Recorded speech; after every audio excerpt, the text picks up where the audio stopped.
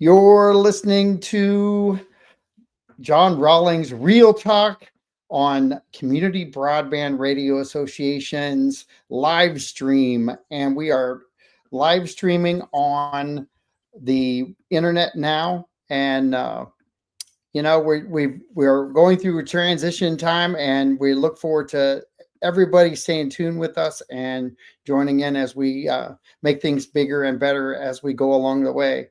Um, there's a lot going on, and the beautiful thing is uh, springtime brings flowers and makes things grow and vibrant, and that's what we're going to do at Community Broadband Radio Association. So look forward to some healthy conversations in the near future.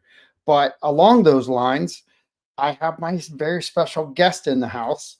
I'm going to let Stacy introduce herself and her role. Well, hello. Thank you for that wonderful introduction. I'm Stacy Aloisio. I am the emergency manager for the city of Northport, and I'm so happy to be here. It's always great talking to you, John. It's fantastic talking with you. And, we last year, I hope we don't have to do it this year, but last year, two opportunities we had to be together and talk and learn and discuss things and make things better and sharpen skill sets along the way, and mostly mine. So talk a little bit about the EOC and the importance of everyone understanding why it's there for the citizens of Northport.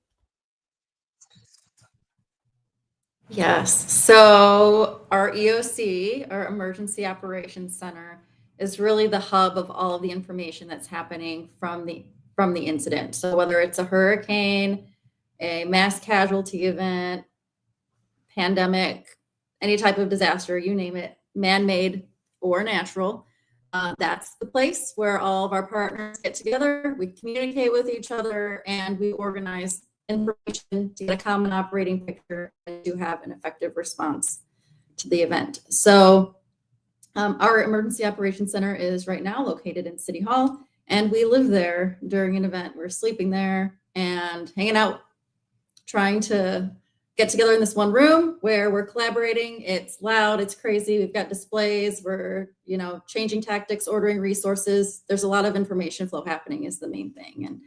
And we are hoping to get a more hardened facility with better technology so that we can respond more efficiently to the community. Right now, we do an amazing job with the resources that we have.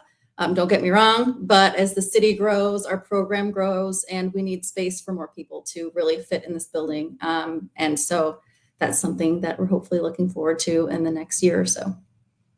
Fantastic. We go through these processes, I think, as a city, and things change. One of the things that you're super proud of is behind you and on top of our screen, which is the new logo. Things transition and they change. Why did we look at a new logo at this time for changing things out?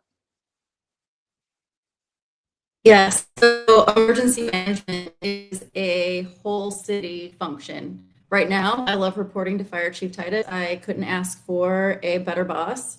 But as emergency management isn't just a fire function, it's a whole city function. We're looking to moving emergency management out from under the purview of fire and under the city manager so that I have access to all of the city departments. So one of the big changes. So the logo then kind of shows that we're separating, no longer be under the fire logo, but under this new one. We lost you a little bit at the end. Oh no, can you hear me now? Yeah. So a little bit about the end of the logo. Yes, so it's indicating that we're moving out from under fire. So I'll no longer be having the fire logo alongside all of our emergency management, like our emergency management giveaways. I'll have the fire logo on them. Now they're going to have this new emergency management one as we transition from under the fire department to under the city manager over the next month to a year or so. So transition. So the EOC though, the importance to the citizens to pay attention during a natural disaster, anything else that the emergency management team is part of. Uh, why should they pay attention and heed all the warnings that come with that? So all of our warnings and orders come from data we get from the National Hurricane Center and the information that we get from the county as well. So if we're asking you to evacuate, it is because the National Hurricane Center has indicated, along with the National Weather Service, that there is life-threatening storm surge predicted for where you live. So if you don't leave and that storm surge comes, we're not going to be able to get to you. So it's important that even if you think, oh, I was okay for Milton or I was okay for Ian, every storm is different. So don't go based off of what you've experienced in past storms. You need to go off of what we're telling you now. We pull our first responders off the road after the winds reach 45 miles per hour, and we're not coming back out onto the roads until those winds die down to under 45 miles per hour sustained. So if those waters do come, nobody's going to be able to get to you until hours and hours later. And depending on what the road situation is like, it could be, days later if there's a lot of debris and water in the roadways. So always listen to what the local radio weather stations are saying. Always listen to what your local emergency managers are saying. While the Weather Channel is great, they don't know the nitty-gritty of what Northport is and what's happening in the city of Northport and our topography and what our flooding is like and our ponding is like and our stormwater system is. That's us. We know that. We're the subject matter experts here. So listening to the local and not listening to the Weather Channel or the national news is best. You'll get the most accurate information that way. And the focus of Northport is what the emergency management team does, but you are definitely in direct communications with the county and the state, aren't you? Yes. And they're all great partners. We work very closely with the county. They have us on several calls a day where they ask us if we need anything. They let us know what resources they have. They're our direct conduit into the state. If there's anything we need, the county asks the state to get it for us if the county doesn't have it themselves.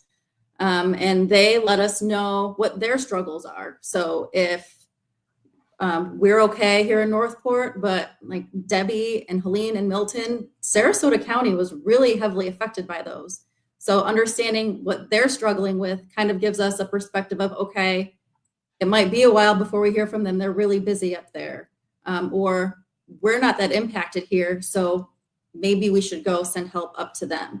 So we have a great back and forth relationship, a lot of open communication. And we've just been building that relationship throughout the last couple of years, and it's just getting stronger and better.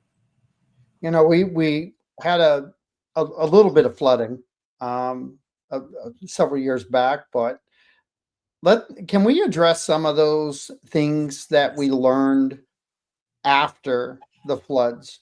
And I'm positive you guys reassessed everything post that event to sharpen your skills and bring more safety measures to the citizens of Northport.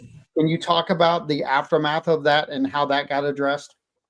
Yes, and I want to give Public Works a huge shout out. After that, they've done a lot of mitigation efforts of clearing out the creek to get a lot of those blockages out of there, which has increased the capacity of the creek. So more water can flow through before any flooding or ponding happens.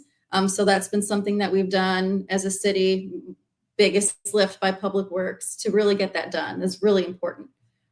Before a certain amount of rainfall would happen and we'd flood, now we can maybe double the amount of rainfall or even more. I don't know the exact numbers off the top of my head because this is all brand new.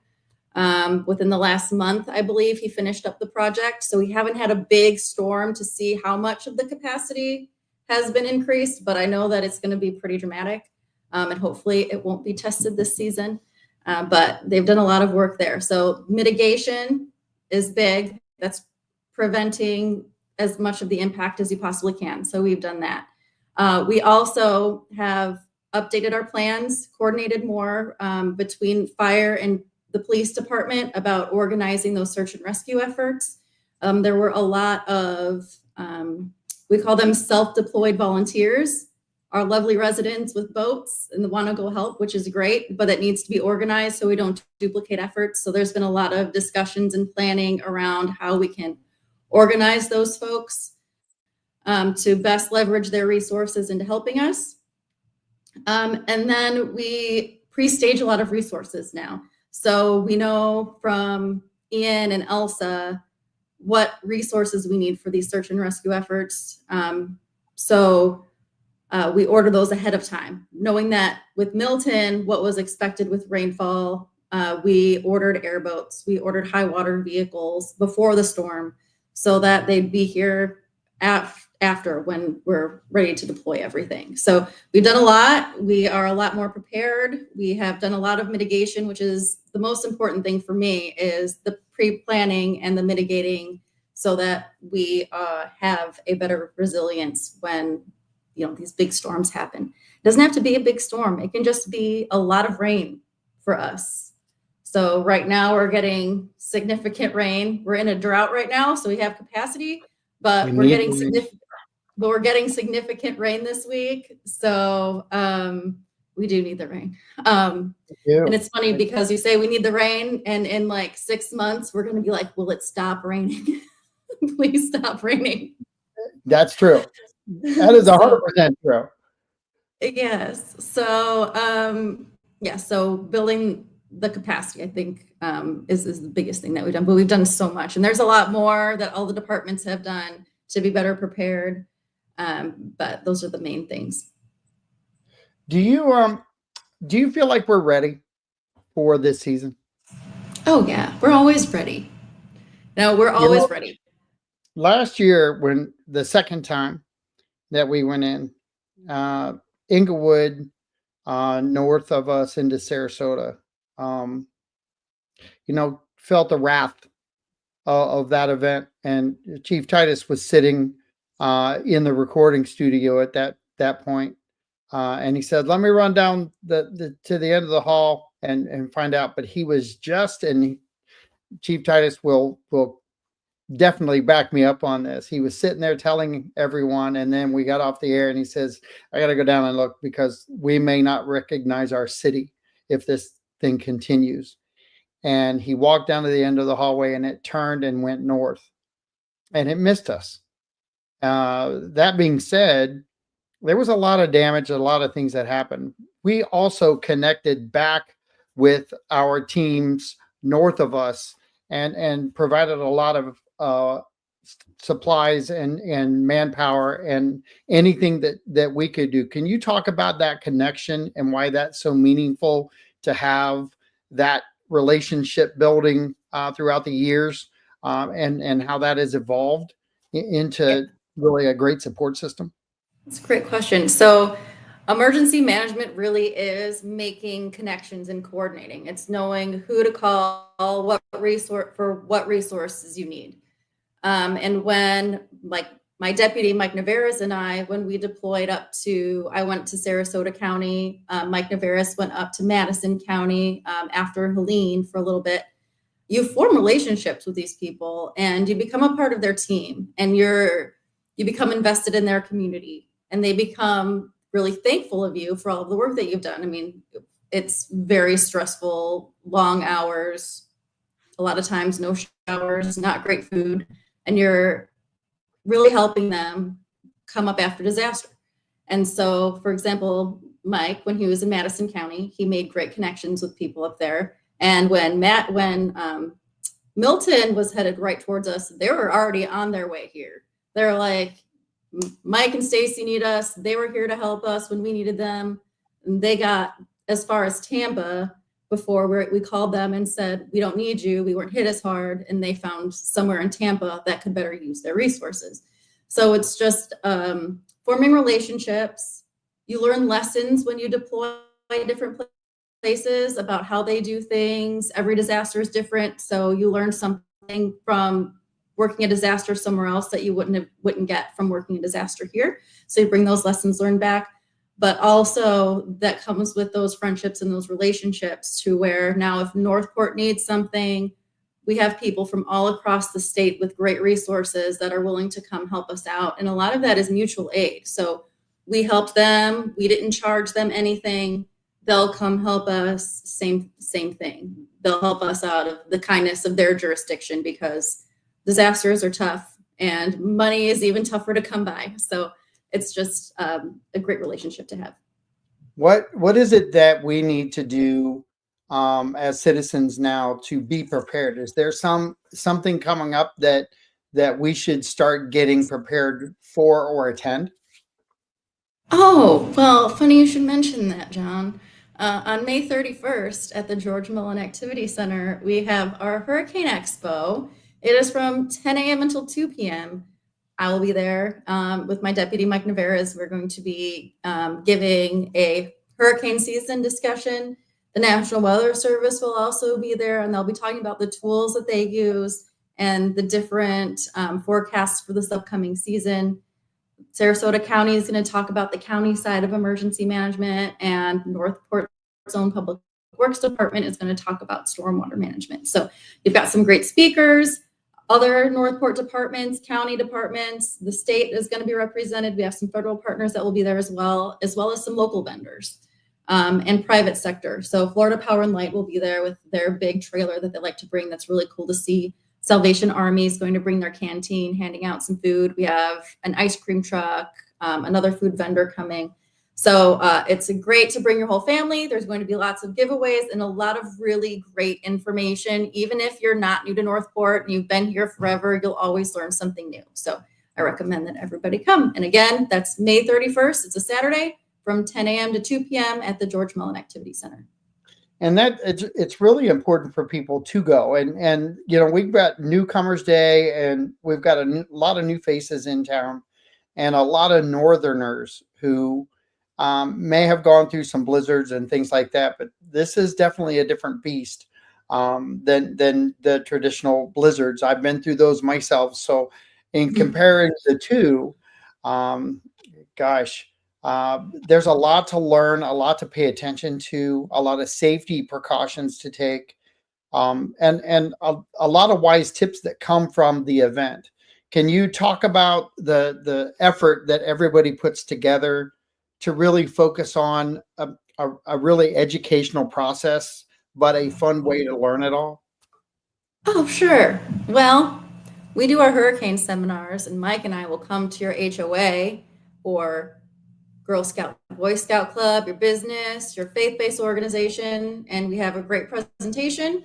If you go to northportfl.gov/request speaker, you can sign up for that, and we'll come give our talk. But also, we spend a lot of time coordinating with our communications department, and then with all of our other local partners to put this expo together. And we have a big variety of partners. We want to make sure we hit every aspect of the community or as close to it as possible. So we have some agricultural partners that are going to be attending. Mental health professionals will be there. So there's a big variety. So we try to have something for everybody and to make it as interesting as possible. And it's my profession, so I'm biased. I think everything is interesting, but we do try to have a good variety and have a little bit of something for everybody. Well, and it's really important to get out there and even meet a lot of, you've got first responder representation, you've got Florida Power out there, definitely first responder. They may not be at your doorstep, but when we're going without power, we're praising them nonstop for their reaction time. And when you look at the totality of the plan that people have to put together, what really opened my eyes, it wasn't the first event last year, it was the second event. We kind of went through the first event. We kind of didn't feel like it was coming our way. Tensions were different in the second event. And also, I noticed the one massive difference when you walked into the building. They had the food packets by the elevator. And I went, okay, we're different. We're at a different level. So there are different levels of approach, but preparedness, no joking, preparedness, you guys are for every event. And I was talking to Chief Titus about this. And I said, what if we don't use the assets that we need? Well, you guys actually help move those assets around to where they're needed. And I learned that through the process that communications start in our EOC and within our circle. And then those communications go up the ladder to county and state, and then the disbursements of all of those emergency needs kind of get regulated different, don't they? Yes. So we have, like, when you think about let's use Hurricane Helene, because that hit all the way up Florida, all the way up Georgia, into Tennessee and North Carolina, and caused devastation. It's the whole way. And before that was Debbie. And then we have Milton. And hurricanes, no matter where you are, you're using the same resources. Everyone needs boats. Everyone needs debris. Everyone needs FEMA, right? But those are limited resources. So we really need to for these resources, and having the EOC collecting all that data from the field, that feeds that data up to the county, up to the state. The state can say, hey, Northport, I'm looking at this data, Northport's in trouble. We need to filter these very limited resources to them. So that is a big piece of what the Emergency Operations Center does. Most of what we do, honestly, is identifying what resources are needed. And then once we get them, we're probably not going to get everything that we asked for or everything that we need. We might have needed 10 debris haulers, but we only got 4. Now we have to determine where in the city are we going to put those 4, because everywhere is important to us. So those are some of the prioritization issues that kind of go up the chain from me. But it's resource allocation, but also having the data to back up why we need what we need to make sure that we get it as quickly as possible. We went through some tremendous times where debris management was part of our cleanup. Water controls, roads. We have a wide range of things that have happened to our city. The expertise that we have within our management staff, how did that aid in the emergency? And before I go there, explain the difference between management doing things and then in the emergency management room, how those things are handled. Because Chief Titus is a chief of fire, but he is not the chief of that room, correct? Well, he's the operations section chief. All right. But on the org chart, I'm above him, if we're gonna. Yeah, well, no, it's different. It's different. Yeah. So, and each department, most departments have a department operations center. So we have an EOC, the big emergency operations center, and then departments have their little satellite operation centers around the city where they're doing their department efforts. So debris is run through the Public Works Department Operations Center. They organize, they're the experts on that. And then the Emergency Operations Center, we're there to support those needs. Same thing with utilities. If they have a lift station that's on generator power and they need power backup, that's up to us to coordinate with FPL to try to get that back up and running as soon as possible. Or if they need generators or fuel, the EOC can help locate some of those things. So we're really assisting the directors and their departments to get the resources that they need. But you're correct, in a disaster, the hierarchy sort of changes as to who reports to whom. But everybody respects each other. Everybody still has their lane, right? Like each director is still a subject matter expert, and they tell me what we need, and then I feed that information down to see how we can support them. Does that make sense? Right. It does, because people need to understand that, because the flow of information is definitely different, handled differently, and training goes into that too. And the coordination that you have throughout this year already with Sarasota disaster team, you guys are still lockstep in communications, no matter whether there's an emergency or not, right? Correct. Yeah, yeah. We're exercising together on Monday. We're going up to the Sarasota County EOC and doing an exercise together. So even when there's not a disaster, we're practicing together and making sure that our plans coordinate. So we are very well prepared. The county has been great partners, and again, we're continuing to develop that relationship and leverage each other's resources and work together. It's been great. Fantastic. So the 31st of May is our hurricane preparedness event. And that's the target date to get really everybody ready for hopefully an uneventful season.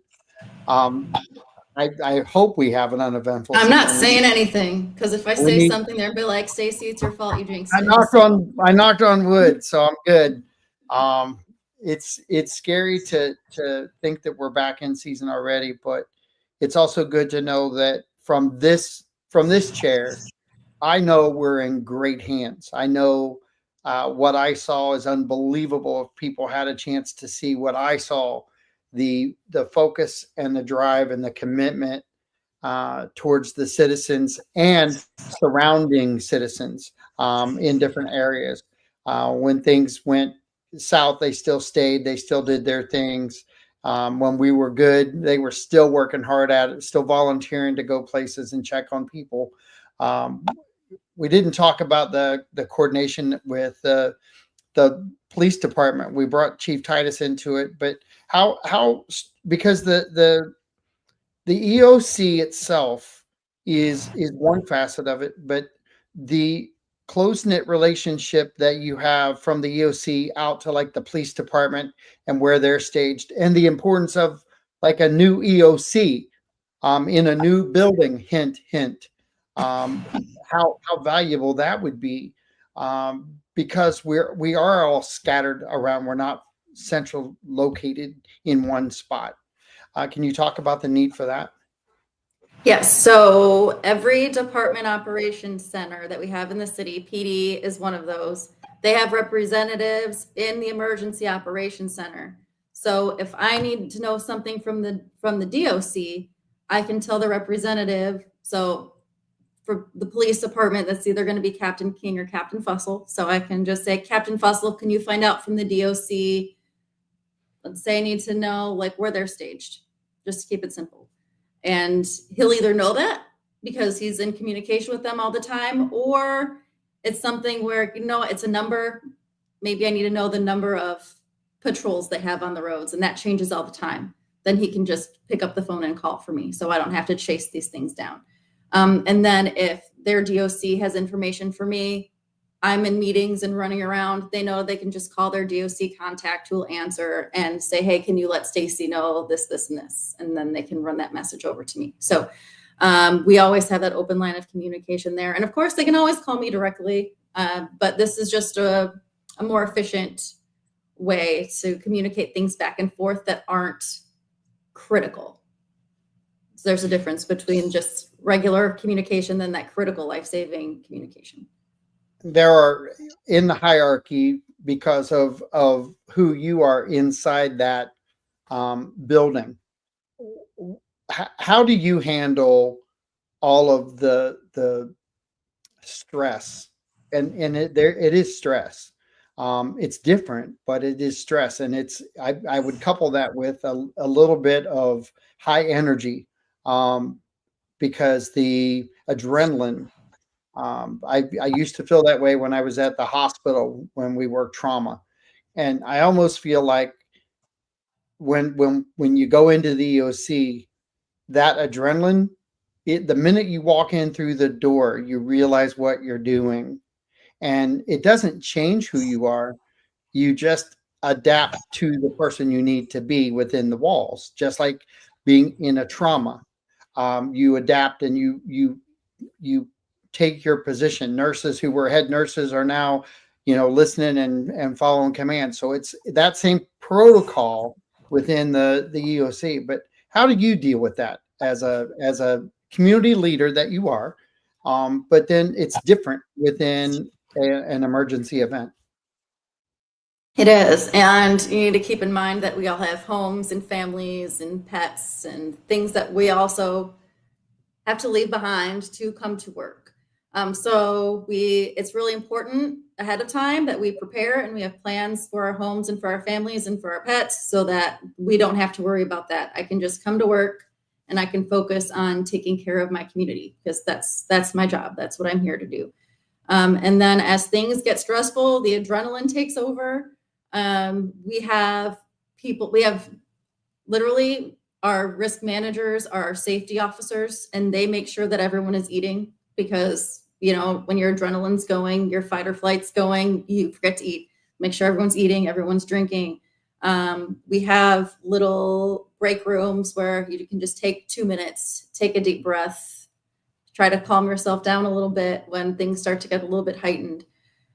Just little tips and tricks and things that you can do along the way to keep you calmer, because it's really easy when these storms are coming in and you're seeing worst case scenarios to get elevated and just to remember, to stay calm. And we are a great team. We look out for each other. The EOC is not a very big room. Right now, it's just a conference room. So if one person starts to get heightened, it's contagious. So we do a really good job of just keeping everybody calm. Focus on the job is really what the best thing to do is, because then you're part of the solution. You're not part of the problem, you're part of the solution. Be like, okay, I'm doing everything I can to protect my community. This is where I need to be. I need to get this job done. And that really helps, especially when it's not like, okay, my shift's over, I can go home and go lay in bed and snuggle my cat. It's no, my shift's over. I have a cot on the floor in my office. I have to go try to sleep in until my next shift. So you don't have a lot of those comfort items at work here when you're in City Hall. So it's like the comfort foods are things that I also, like chocolate. I'm big on chips and salsa, so I can just munch on chips and salsa all day. So little things, little comforts that you can add in throughout the day also helps when you don't have your normal comforts at home. It's just what little things can you sort of sneak in really helps. Those things matter, when you're there.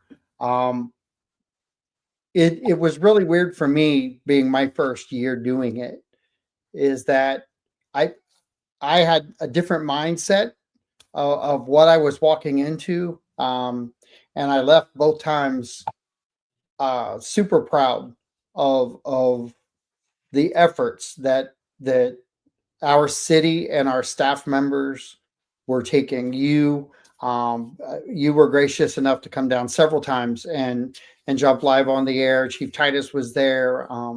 We had Jason Bartolone, communications team. They were all over it. They were assisting wherever needed. And trying to keep the city as calm as that room is another challenge, isn't it? It is, especially when power goes out and communications are down, and how do you coordinate with people? Not everybody can have Starlink, so not everybody's able to have that access. So ahead of time, we try to push out as much information as possible. Go to your evacuation centers, have an evacuation plan. If we tell you to leave, go. Here's all the things that you should bring with you. Here's how to prepare your home. But then after the fact, people want to know, is it safe to come back? And what damages are there? If they've left, they don't know if they're going to have a home when they come back. And so the big challenge is how do you push information out when you don't have power and you don't have cell phones and you don't have social media access. So that's kind of where you come in, with being able to be on the radio or being able to live stream. Because if you are out somewhere with service, because you evacuated somewhere far away that has service, you can also access, your resources as well. So your partnership is really important in helping us get some of that messaging out when people don't have social media access or access to our website. The whole key to this is trying to maximize communication. You talked about the importance of the communication within the room. can you talk about the importance of the neighbors connection with each other, and why connecting with your neighbors now prior to season happening is truly a very important thing to do, so you know what your neighbor, maybe their health issues are, different things like that, so you can assist along the way. Yeah, so it really is important to know your neighbors, what their health issues are is really important, who needs to be checked on after, what their evacuation plans are they staying, even though they were told to evacuate, so you know to have a wellness check, come check on them afterwards. But also, what resources do they have? My neighbor, he's a landscaper, so I know that ahead of time, I don't have time to mow my lawn and take care of any yard stuff that could become a projectile. So I know I can, let him know, hey, I'm not able to take care of this. I'm stuck at work. I'm not stuck at work. I love my job. But I can leave my job to go home and take care of my yard. Can you do that for me? And he is always very gracious and does that. Same thing, have another neighbor who maybe is really good with a chainsaw, or, they can paint your house afterwards if they got banged up. Just knowing what resources you have, you can within your neighborhood can help you recover your home a lot better as well. And even prepare your home too. Like who needs help, maybe taking their trash out beforehand or after, help getting their debris out to the curb. There are some people who are too afraid to ask for help. So offering that before they need to ask can really make a really big difference as well. It can, I remember with the rushing waters and the closed bridges and different things like that, people had taken it upon themselves to ignore road closures. And I was at the bridges telling people, hey, they've got to close down for a reason.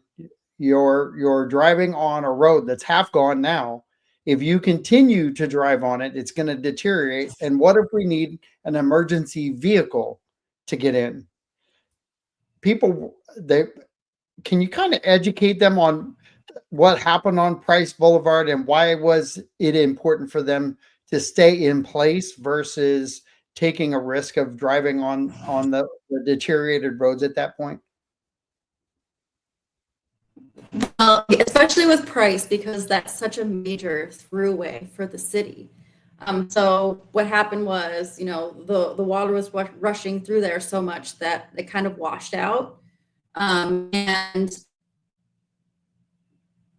people want to go to the store or they want to go see their property, and it's not convenient that Price Boulevard washed out for anybody. Right. But unfortunately it happened. We repaired it as quickly as possible. And it's just, you have to be patient. I think part of it is setting the expectation that recovery takes a while. Especially when the city is still underwater, there's still debris in the roads. Like I said before, everybody's fighting for the same resources. So it's just really just be patient, listen to the signs that say road closure, listen to your officials when they're saying, roads are closed, avoid certain areas. It doesn't, the storm comes through and destroys everything in a day, but it takes us a lot longer than a day to put everything back together. So I don't want to talk about like the checklist because those are available online. Sarasota County has a really good booklet that is full of information, so you can read it online. You could print it out. I believe we actually utilize theirs, right? The Sarasota. Yeah, so that's important for citizens to know too, right? Yes, because their information all applies to Northport. All of our shelters are in there. Our evacuation zones are in there. One disaster supply kit. You've seen one, you've seen them all pretty much, right? So instead of duplicating efforts, they spend the time and the money to put this together, and it's really great resource. Everything applies to Northport. So use their disaster preparedness guides. Maybe in the future we'll do a Northport specific one, but really everything that we would put in a guide is already in the Sarasota County guide. So why not use a great resource that's already provided to us by the county? It is, and some of the things that are in there are checklists of things that people should have. But I want to kind of highlight maybe two or three at most. So I want to talk about meds and the importance on how much meds should people have at their ready. So if something were to occur. Yes. So if you're under a state of local emergency, you are able to refill your prescription before it is up, because pharmacies can be closed for several days afterwards if they don't have power or internet way to take payments. So always, if you think of it, you should think of it, refill your medication ahead of time, especially if you're running low, because you never know when the pharmacies are going to reopen and you'll be able to fill that prescription. We ask that everybody have up to a week of any resources that they might need: food, water, medication, pet supplies, clothing, because it can take up to a week for us to get major throughways cleared, for stores to get reopened, for you to be able to purchase those necessities again. So at least a week, but you should always refill your prescriptions before the disaster, just so that you have enough to get you through in case it takes more than a week, because you never know how the storm will impact, from one storm to another, how it will impact power and impact businesses, impact your pharmacy in particular. So absolutely. And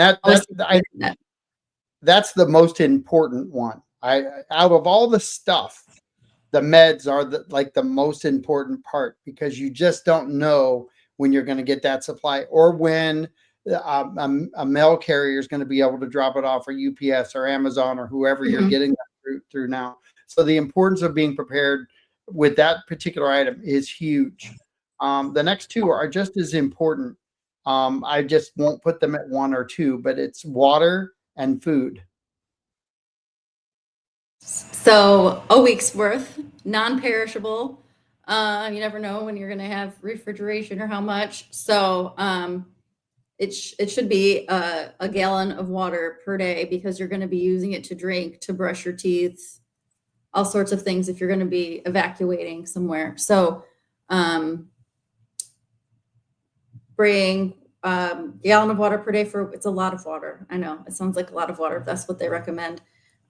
So water, and then food, same thing. And if you're staying at an evacuation center and you have any food sensitivities or allergies, unfortunately, the evacuation centers aren't going to be able to accommodate. So they will feed you, but if you have any food sensitivities or allergies, you're probably going to need to bring your own food, just to be on the safe side of that. They recommend a week's worth of both, if possible. And that's something, it can sound difficult to do if you're buying it all at once. It's really expensive to buy a week's worth of food, especially if you have a large family. I know.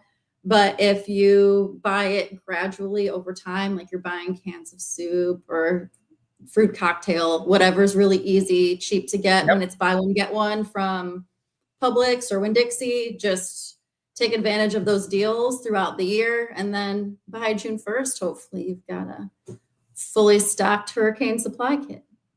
So the one thing I learned about Lakeside Plantation is just because we live in a sewered area, we've got great drainage. We always do with our storms. When there's a flood, it's different. Our streets flooded here too. So the seniors that were over here were not prepared. I've talked to a lot of them. They had never seen anything like that before. I'm not gonna pick on them, but what I'm gonna say is a lot of us have been here for 25 years and haven't seen some of the things we've seen now. Hurricane Charlie, that devastated the community south of us, affected us here a little bit, but really devastated the Charlotte County area and really caused a lot of grief. Lee County had the same problem this time and the last time. with some major disasters. We've had Charlotte County with Inglewood and Sarasota with the coastline. That all these things are a lot of things that people had never seen before, and things have left that were here for decades, washed away in seconds. We can never guarantee nothing is going to happen, but we can guarantee that you're assessing all of these things, and they're part of the growth of emergency management and the team within our walls at City Hall, right? Yes, yes. And unfortunately, the trend has been these disasters are getting bigger. Look at the wildfires in LA, look at these earthquakes that are happening, that Turkey earthquake that happened a couple of years ago, to these hurricanes. Hurricane Helene was huge. This thing was hundreds of miles across. The eye was 150 miles away from Sarasota County, and it still pushed 7 to 9 feet of storm surge up the county. And it was that far away. That's how big and powerful this storm was. And the angle that it came at us was at a parallel. So it just pushed all of that water up. These disasters are also getting more frequent. And the cost of materials to recover from a disaster is just getting to be more and more, which makes mitigation that much more important. So we have become a lot more involved in the mitigation strategy with the county. My deputy is co-chair of the local mitigation strategy and helped create a ranking system for our mitigation projects. So Northport has a very strong voice to get funding for mitigation projects when those mitigation funds come down through the county. And we are improving our training and our exercising. We just rolled out our emergency role program. So every employee who works full-time for the city is given a role during a disaster. We're all hands on deck working, whether that's in the EOC, in the call center, at a staging area, working for their department out in the field, doing debris, helping out with utilities, whatever it is, somebody is assigned a role. So we're really leveraging every skill that we have with every employee in the city to respond and recover as quickly as we can. So we're doing some big expanding within the emergency management program, and it's all been great. We're looking forward to implementing some more great things, hopefully adding some staff, having an intern come in to bring some new blood up through the ranks is always really exciting. I started as an intern years ago, so it's great to give back that way. So we have a lot of great things on the horizon, a new EOC hopefully, and yeah, we're really excited to be growing as the city is growing, so that we can continue to keep this high level of service that we've been able to provide. So we've got, once again, I want to remind everybody we have an event coming up on May 31st. And I want you to go ahead and talk about that again. We've got about 7 minutes left, but really give a highlight of what's happening there and some of the vendors and why people should attend. Well, everyone should attend because it's my event, and I just expect everyone to attend everything that I do. But it is our annual Hurricane Expo, May 31st from 10 a.m. until 2 p.m. It's at the George Mullen Activity Center. We're going to have speakers. Myself and my deputy is one. Sarasota County Emergency Management is another. The National Weather Service talking about upcoming hurricane season forecast, and our Public Works to talk about stormwater management in the city. So there's going to be a lot of great presentations. So I hope everybody can come attend those. We're also going to have vendors from city departments, county departments, the state, some agricultural vendors, some private sector vendors like Florida Power and Light, and then nonprofits will be there as well. Salvation Army will come with their canteen like they did last year. Great partners, American Red Cross, United Way, just to name a few. And then we'll have some local businesses there as well, showing what they can provide as far as like storm shutters, bathroom remodels if you have bathroom flooding after an event, which I do want to touch on a little bit before we run out of time, is preparing your home, especially with, because you had talked about, we're sewered and things like that, that water can come up into your home when the ground is super saturated with flooding. So if you're evacuating, make sure that you turn the water off to your house. I do that before I leave. That's just one of the big tips that I have to prevent water coming up, through your toilet, through your sinks, and into your home. You can turn the water off at your house. And our utilities department, I can't remember how much it costs. For a small fee, they'll come and turn your water off at the street before a hurricane as well. So that's an option to protect your home. Just extra measures for that. And the importance of signing up. Yes, thank you. This is excellent. Signing up for the alerts. Oh, yes. So Alert Sarasota is our mass notification system. It's the county owns the license. The state pays for it through the and gives it the license to the county, and Northport has our own account under their license. So we use it to notify anybody of, evacuation orders, when a point of distribution is going to be open, road closures, things like that. Anything life safety, we will use Everbridge for. So it's not something you'll get a spam every time there's ponding in the roads or every time there's a car accident and 75 is closed. It's only for your life is in danger, you need to leave, or a point of distribution is opened up, there's free food, at such and such location, please go if you need some, things like that. And it's only going to be for an emergency. So you can go to alertsarasota.com and you can sign up for your emergency alerts there, and northportfl.gov/alerts. That's our webpage where after disaster, we'll post resources on there as well if you have access. So that is another great website to bookmark. Because on that website, we'll again talk about, there'll be links to maps for road closures, links to maps for debris pickups, things like that. So important website to link to. Fantastic. The expo is a big thing. It's a massive player for you guys, isn't it? It is, and it's grown to the point where we have a wait list of vendors who want to join, and I just don't have any more space. So we're going to potentially be looking to move it to a larger location in the future. But for right now, the George Mull Activity Center is just great. It's got, what we need as far as space and inside, outside for different displays. Public Works is going to have some high water vehicles and airboats out there for people to see as well.